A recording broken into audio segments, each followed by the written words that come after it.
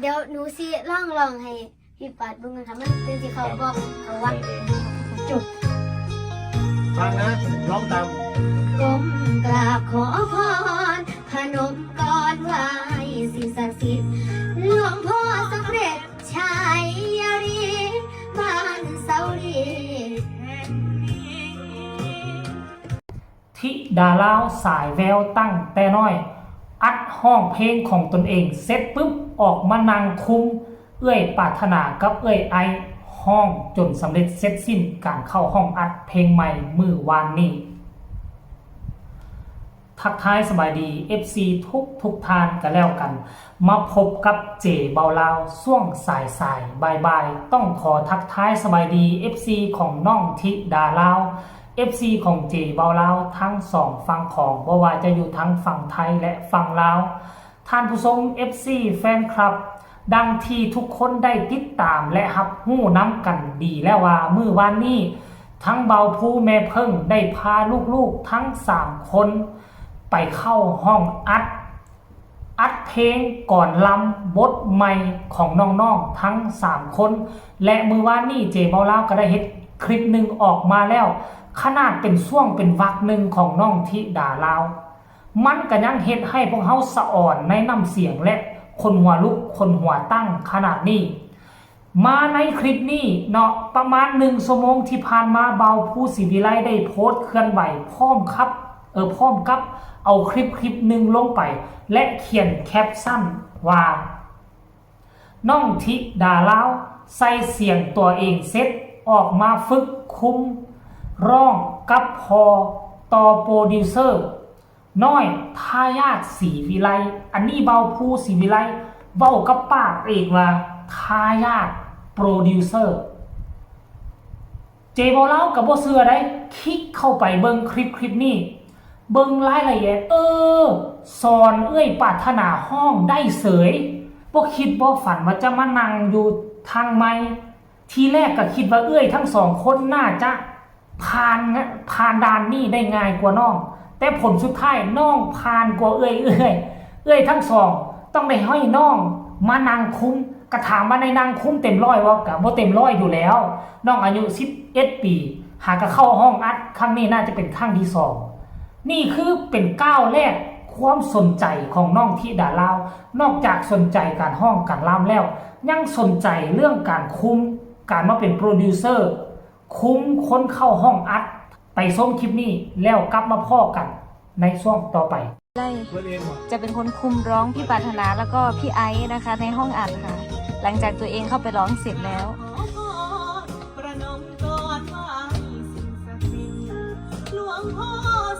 เข้าไม่ถูกต้องบอกว่ายังไงกรมถึงของครูพระอาจารย์อย่างสักอย่างโอ้ยเขาเรียกพ่อครูโปรดิวพระครูพ่อครูอาจารย์นนชานนท์ค่ะพวกมันยาวไปลงกันเลยพระครูพ่อโนก็ได้เอาพ่อโนนั่นแหละพ่อโนเอาพ่อโนคือเอาหั่นล่ะจริงงานเดี๋ยวหนูสิลองให้พี่ปัดเบิ่งกันค่ะมันเป็นสิเขาบอกเขาว่าจุดฟังนะร้องตามก้มกราบขอพรพนมกอดไหว้สิ่งศักดิ์สิทธิ์หลวงพ่อสำเร็จชัยยรีบ้านเสาดีวันนี้ลูกมากราบวันท่าพึ่งบารมีโปรดิวเซอร์หน่อยใช้แววนะใช้แววเป็นโปรดิวเซอร์กำลังคุ้มเลยเนาะสาวเจ้าของห่างเนาะตัวนี้ต้องวักหน่อยตัวนี้ต้องวักหายใจก่อนค่อยเข้ามื้อนี้ซอยงานพอเป็นแล้วเด้ซอยเป็นโปรดิวเซอร์ควบคุมการร้องในของบันทึกเสียงค่ะหลังจากติดตามพอไปคุ้มร้องนักร้องหลายคนไปของอัดน้ำพอตลอดค่ะย่ามพอเพิ่นพาไปเนาะเพิ่นก็สิศึกษามื้อนี้ครูพอก็สิสอน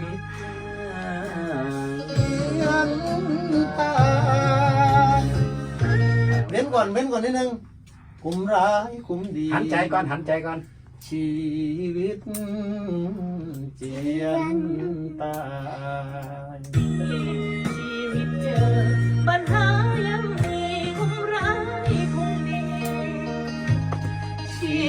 วิต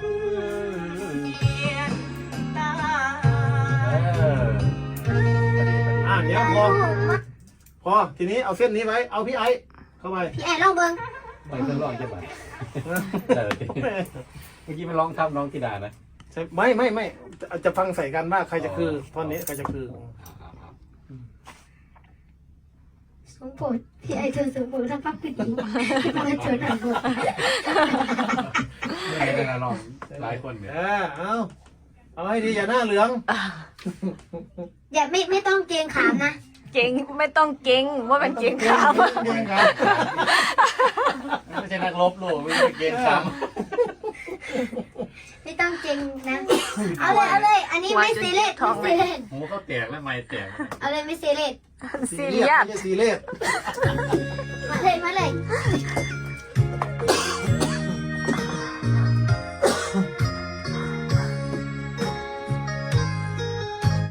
ทุกคนได้ยินบ่อยู่ในคลิปนี้แม่พึ่งเป็นคนทายพอผู้เป็นคนเบ้าแล้วแม่พึ่งก็ได้ลุดคำหนึ่งออกมาท่านผู้ชมได้ลุดคำหนึ่งออกมาว่าจังใดทุกคนได้ยินแล้วบอกให้ส่งกันมาบรรลุท่านผู้ชม FC แฟนครับแม่พึ่งลุดออกมาสายแววแต่น้อยลูกสาวเจ้าของห้างโอ้ยลูกสาวนายห้างสายแววแต่น้อยการร้องการรำเพลงไว้เว้ายังจะมาเป็นโปรดิวเซอร์อยู่ในห้องอัดสุดยอดแล้วท่านผู้ชม FC แฟนคลับ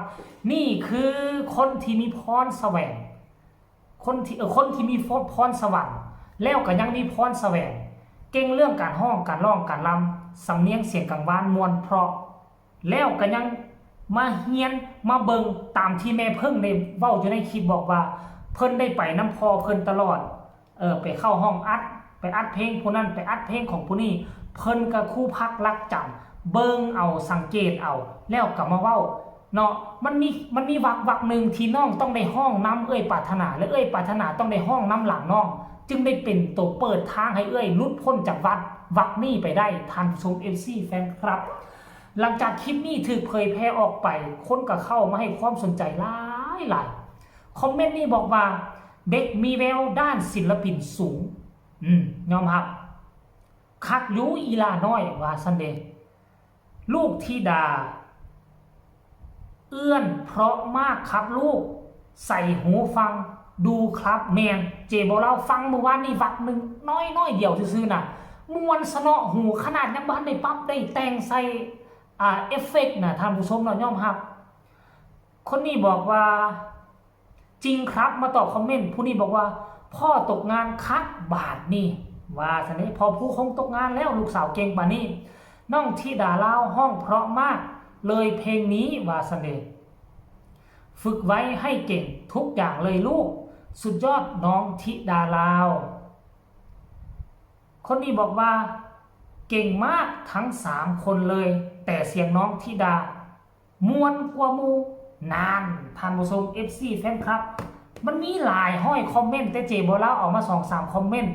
ส่วนใหญ่แล้วจะคอมเมนต์ไปในทางทิศเดียวกันท่านผู้ชมอันนี้คือความมหัศจรรย์ของน้อง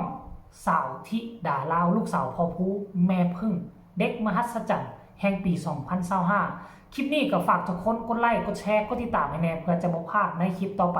ที่สำคัญอย่ากดข้ามโฆษณาพบกันใหม่ในคลิปหน้าสำหรับคลิปนี้สบายดี